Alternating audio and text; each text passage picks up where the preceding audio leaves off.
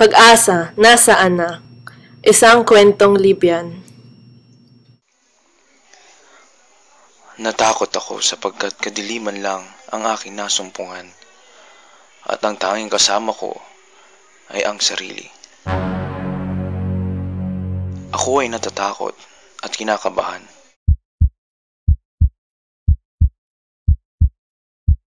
Nagkunita ako noong bata pa ako. Hindi ko marinig ang katahimikan sa mahal kong lungsod at hindi makahanap ng kapayapaan ang mga tao. Ang tanging naririnig ko lamang ay parangal ng aking ama. Higit na naging magulo at komplikado ang aking buhay nang mawala ang pinakamahalagang tao sa buhay ko, ang aking inang si Afida. Tinuruan niya ako maging matatag at malakas para ihanda ko ang mga pagsubok na haharapin ko sa kinabukasan.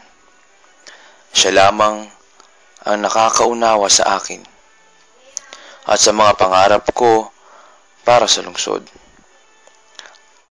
Batas militar ang gobyerno noon.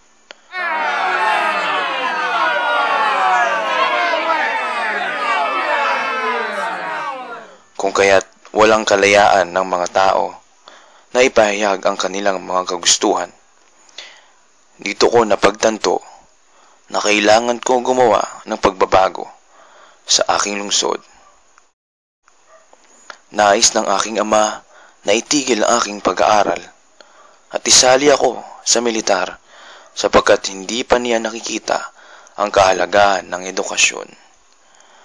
Nag-aral ako ng mabuti upang makuha ang scholarship sa isang magandang paaralan dahil hindi sang-ayon ng aking ama sa desisyon kong ipagpatuloy ang aking edukasyon. Ako ay naging isang scholar sa kolehiyo. Sa di inaasahang pangyayari, nakilala ko si Ajib. Magkatulad ng aming pangarap, magkaroon ng kalayaan ng aming syudad. Sa pagtutulong namin sa isa't isa, napamahagi namin ang aming mga pangarap para sa lipunan at nagsimula kaming mag-aklas at magrebelde. Napagpasyahan ng buong bansa na maging parlamentaryo ang sistema ng gobyerno.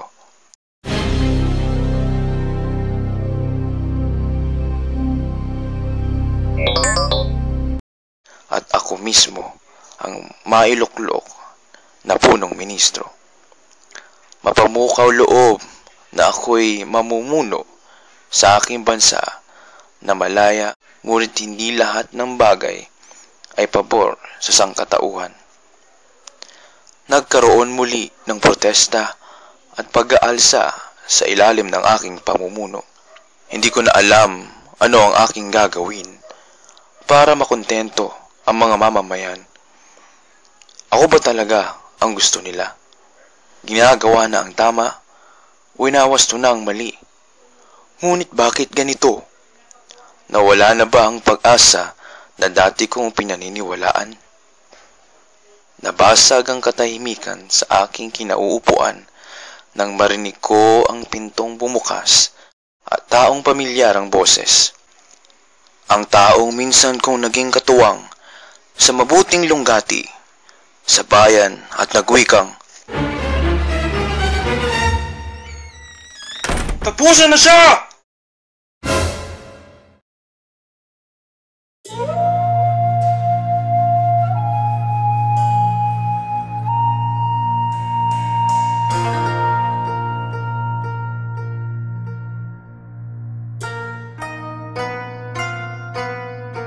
Created using Powtoon.